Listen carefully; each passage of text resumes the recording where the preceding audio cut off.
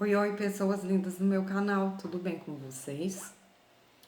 Tô há muito tempo, né, sem gravar vídeos aqui pro canal e um desses motivos que eu tava muito tempo sem gravar é porque o meu filho fechou o diagnóstico de autismo. Antes a gente já tinha o diagnóstico de TDAH e como hoje é o Dia Mundial da Conscientização sobre o Autismo, eu vim gravar esse vídeo aqui para falar um pouco para vocês, principalmente para os pais e mães de crianças autistas. E eu vim falar sobre como que foi para mim. Para mim, no começo, mesmo eu sendo da área, mesmo eu sendo psicopedagoga, trabalhando com isso, foi um pouco difícil não a aceitação, mas acho que toda família vivencia um período de luto, porque até então a gente tratava somente o TDAH. Quando na primeira infância ele teve atraso de fala, uns atrasos para andar, atraso motor, né, que é típico do autismo. E a gente tratou a questão de fala, ele começou a falar, aí a gente foi deixando, né, como se diz, aí tinha a questão do TDAH, que muitas vezes os sintomas, as características se sobrepõem em um transtorno e no outro. E ele sempre foi muito agitado, hiperativo e tinha também a questão da desatenção. Quando ele foi começar a vida escolar, quando foi a questão da fala, primeiro ele foi para a creche. E a questão da creche foi boa no quesito de ajudar um pouco na socialização, porque a gente não tem crianças em casa, só ele pequeno. Os primos moram em outra cidade, então não encontra sempre. E ele tinha uma certa dificuldade na questão de socialização, até mesmo com as pessoas da família, não era com todo mundo que ele ia. Em alguns momentos ele tampava o ouvido, até tem um videozinho pequenininho, um short do aniversário dele, se eu não me engano, de 3 anos, ele na hora dos parabéns tampando os ouvidos, irritado. Às vezes a gente ia viajar, ele ficava irritado com o barulho, ficava nervoso em determinadas situações e a gente tratava como se fosse birras, né? E acaba que os sintomas, como ele é autista nível 1 de suporte, com a sobreposição do TDAH, ficaram meio que mascarados, né? E a gente tratando somente a hiperatividade. Quando foi para a escola, como eu comecei a falar anteriormente, voltei um pouquinho para falar da questão da creche. Quando foi para a escola, a gente começou a notar mais as diferenças, né? A questão de socialização, a questão de não falar com todas as crianças, ele também tinha a questão do contexto social, de chegar no lugar, por exemplo, e não cumprimentar as pessoas. Até hoje, muitas vezes a gente, hoje em dia, já é bem funcional. É, fala normal, conversa com a maioria das crianças, mas às vezes ele ainda seleciona. Ele tinha uma dificuldade assim, ele até brincava, interagia com as outras crianças, mas por causa da inflexibilidade cognitiva, ele tinha a dificuldade de flexibilizar na brincadeira. Por exemplo, tudo tinha que ser do jeito dele, brincar só da mesma brincadeira. Ele gostava muito de fogãozinho, de brincar de panelinha, de fazer comida, e ele queria brincar só disso. Então isso dificultava a interação social dele com as outras crianças, porque ficava difícil, porque ele não flexibilizava, muitas vezes ele também não queria dividir e queria que as coisas sempre acontecessem do jeito dele. Muitas vezes ele se desorganiza com questão de mudança de rotina, mudança das coisas de lugar, alteração em horários, alteração até mesmo assim, por exemplo, eu todo dia passo com ele em um caminho. Se passar num caminho diferente, ele costuma ficar nervoso. Hoje em dia ele já flexibiliza bem, mas antes das terapias ele tinha muita dificuldade de flexibilizar até mesmo nessa questão de alterar o caminho que a gente fosse passar com ele. Por exemplo, o pai que leva na escola todos os dias. Aí, quando precisa que outra pessoa leve, ele já se sente frustrado. Outras vezes, por exemplo, na natação, só vai comigo, eu faço com ele. Então, se for para ele ir sozinho, ele já fica nervoso, ele tem essas dificuldades ainda. Ele gostava muito, eu até postei um vídeo aqui hoje. Esse vídeo ele não tem áudio, é um vídeo sobre algumas características que ele apresentou, algumas ele não apresenta mais, outras ele ainda apresenta. Para demonstrar para os pais algumas questões. É um vídeo não com o intuito de expor, mas com o intuito de auxiliar outros pais e mães que estão na busca do diagnóstico ou que já têm o diagnóstico fechado.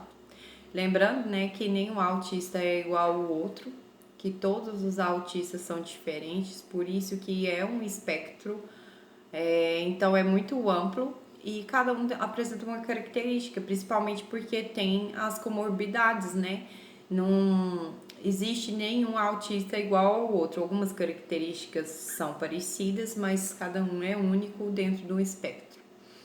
Ele é totalmente funcional hoje, já fala funcional, mas ele já teve questões relacionadas à ecolalia, principalmente de desenho animado. Eram ecolalias imediatas, ele assistia e ficava repetindo o que o desenho estava falando. Outras vezes ele respondia com as frases do desenho animado, até um problema hoje em dia esse excesso de tela das crianças, porque piora muitas características. A gente demorou um pouco mais a fechar pela questão de ser um autismo leve e também porque entramos na pandemia e as crianças de pandemia muitas vezes elas ficaram só em casa, sem convívio com outras crianças e acabou que muitas crianças da pandemia apresentaram algumas características que poderiam ser a característica de autismo, mas às vezes seria pelo isolamento social mesmo. Então a gente foi investigar mais a fundo e ele começou as terapias. O divisor de águas foi quando eu conheci uma psicóloga, e essa psicóloga atende ele. Na realidade, eu já trabalhei em outro momento na APAE, e eu falo que Deus coloca a gente nos lugares certos onde a gente precisa estar. Então, eu acabei voltando a trabalhar na APAE, graças a Deus, nessa época. E eu comecei a levar ele no atendimento particular com a psicóloga, e eu sempre falava com as meninas, ai meu Deus, e agora se ele for autista? E fiquei muito nervosa, mas não por questão de preconceito, de não aceitar, porque eu trabalho com os transtornos, com TDAH, sou professora de apoio, trabalhava como psicopedagoga, agora no momento não estou atendendo, mas trabalhei muito tempo com isso. E quem diria que eu iria ter um filho autista? Porque quando eu fiz a faculdade de pedagogia, que eu fiz psicopedagogia, educação especial, eu não imaginava que eu precisaria utilizar os meus conhecimentos com meu próprio filho. Então, muitas vezes a gente pensa que não acontece na família da gente, mas acontece sim. E na família do pai tem uma criança autista também, o neto, e o Diego, que são mais ou menos da mesma idade. E muitas vezes tem um fundo genético, né? Então a gente começou a aprofundar nessa investigação com ele, mas eu passei por 2 psicólogas, passei por 3 fonoaudiólogas, e como ele tinha questões relacionadas ao pedagógico, à memorização, a funções executivas, a gente fez toda uma avaliação também com uma audióloga muito boa, que foi até minha professora nos cursos que eu já fiz.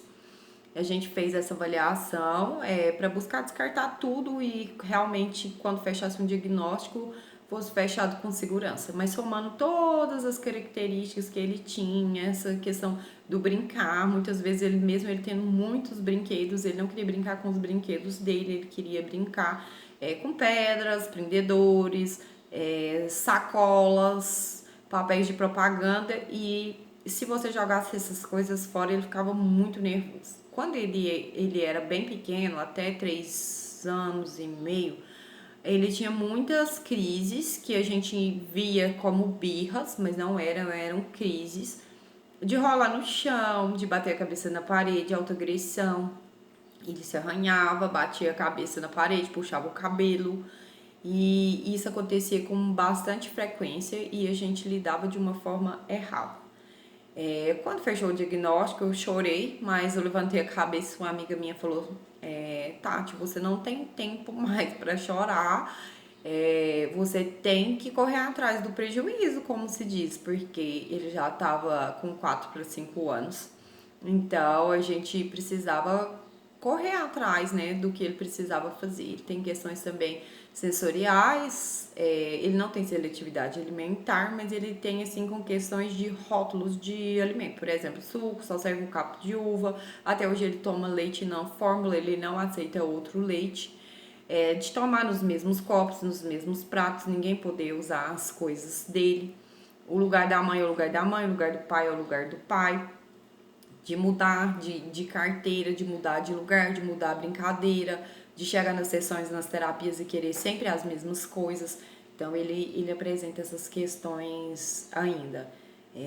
Questão também de entendimento de sentimento, emoções também. Ele, muitas das vezes, você pode chorar, você pode estar morrendo perto dele, que ele não entende aquilo ali. Pra ele, aquilo ali é indiferente. Às vezes, você espera que a pessoa venha, mamãe, você está chorando e tal. Pra ele aquilo ali é indiferente, ele nem te pergunta. Muitas das vezes, ou ele fala, ou ele já fala, ele falava assim, alguma coisa que contrariasse, eu não te amo mais, como se amar fosse um sentimento que você ama hoje, amanhã você não ama mais. Então, hoje em dia ele entende melhor as emoções, consegue flexibilizar melhor, já tá bem mais funcional, bem mais tranquilo. A gente tinha também, quando era bem pequeno, questões relacionadas ao sono, muita dificuldade para dormir, o sono sobressaltado. Ele foi dormir uma noite inteira, ele já tinha 1 ano e 10 dias, ele não dormia. Mas hoje em dia o sono tá mais regulado, teve uma época que a gente entrou com a melatonina, ele não toma medicação, ele faz tratamentos, terapias, mas eu vou falar em outro vídeo, porque senão vai ficar muito longo sobre as terapias, as questões sensoriais também, de colocar tudo na boca, comportamento de busca auditiva, de ficar fazendo barulhos com a boca para ficar ouvindo esse barulho, batendo as coisas. Já teve em uma época que ele tinha sensibilidade. Hoje em dia ele apresenta sensibilidade só a alguns barulhos. Por exemplo, barulho da panela de pressão e não gosta. Mas gosta muito de coisas que giram, coisas de luzes brilhantes, comportamento de busca visual, sabe? De ficar girando as rodas do carrinho, enfileirava muito também. E depois que foi para a escola, a gente teve mais certeza, mais clareza.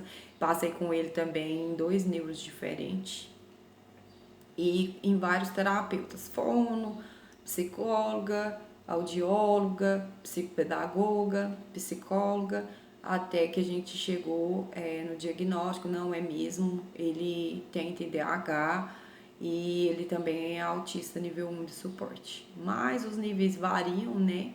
De acordo com o desenvolvimento da criança, a gente sabe hoje em dia que a criança pode caminhar nesse espectro.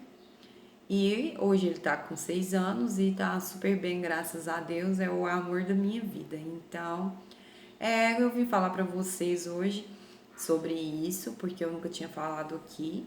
E até esse é um motivo do meu sumiço. Pretendo voltar agora com os vídeos e depois eu vou gravar mais vídeos sobre o tema para vocês. E queria deixar uma mensagem para os pais e para as mães que o diagnóstico não é o fim. Às vezes, muitas vezes, o diagnóstico é o começo, porque assim que a gente fechou um diagnóstico correto, que ele passou a ter todos os tratamentos com TO, com todas as terapeutas que atendem ele melhorou muito e tá conseguindo ir bem na escola, graças a Deus. Então, muitas das vezes a gente vive sim essa fase do luto, mesmo a gente tendo convivência, mesmo a gente muitas vezes tendo conhecimento da causa, porque filho, a gente idealiza o filho da maneira mais preciosa possível, o filho mais perfeito possível, né? Eu falo que quando a gente está gerando na barriga, muitas das vezes a gente já pensa até que faculdade que o filho vai vai fazer, né? No futuro todo brilhante pela frente, mas todas as crianças têm capacidade e nós precisamos acreditar sempre no potencial dos nossos filhos e sempre estar buscando conhecimento para ajudar eles a cada dia mais. E é isso. Beijão e até a próxima.